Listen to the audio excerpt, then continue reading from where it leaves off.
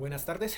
Hoy vengo a exponer temas de la materia de matemática financiera, conceptos de anualidades y demás temática. Entonces, pues vamos a hablar sobre la opinión sobre las anualidades. Entonces tenemos, las anualidades son unas herramientas financieras muy valiosas porque permiten planear pagos o ingresos constantes a lo largo del tiempo, ¿sí?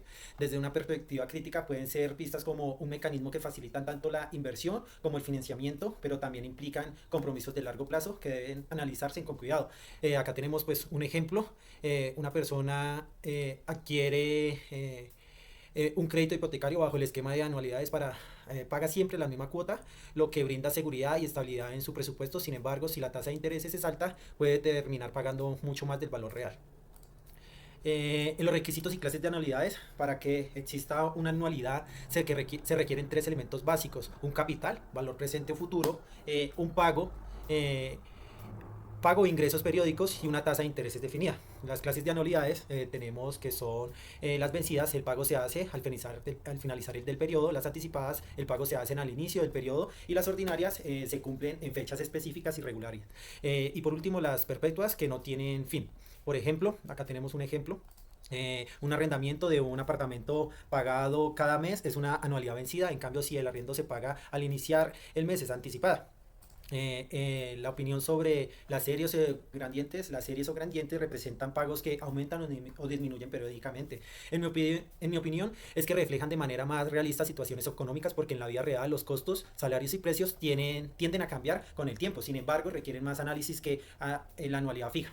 Por ejemplo, tenemos un ejemplo: un trabajador recibe un aumento del 5% anual a su salario. Esa consecuencia de ingresos constituye una gradiente geométrica.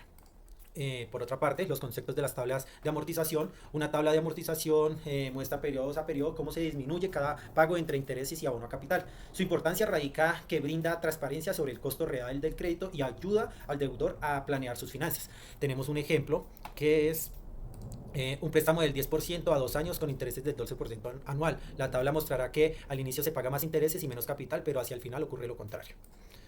Las funciones financieras en Excel para la estimación de anualidades. Excel facilita los cálculos financieros con funciones como el pago para calcular las cuotas, el valor actual para calcular el presente y el valor futuro para calcular el valor del futuro, como bien lo dice.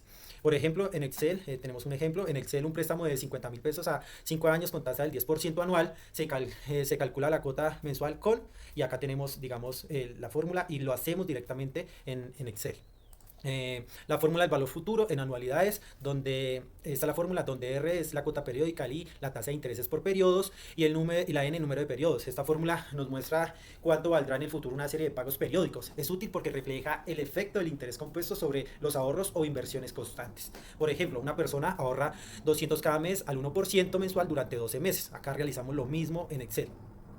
La fórmula para calcular las cuotas periódicas, donde la R es la cuota periódica, valor actual, valor presente, el AI de la tasa de intereses por periodos y la N número total de periodos. Esta es la fórmula.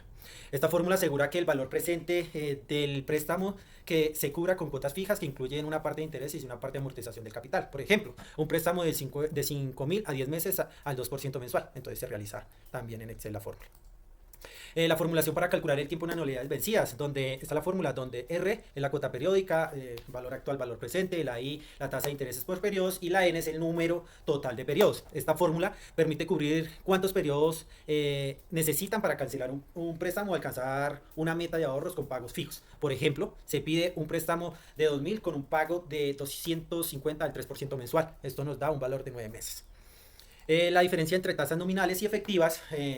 La nominal solo indica un valor de referencia anual sin tener en cuenta la capitalización.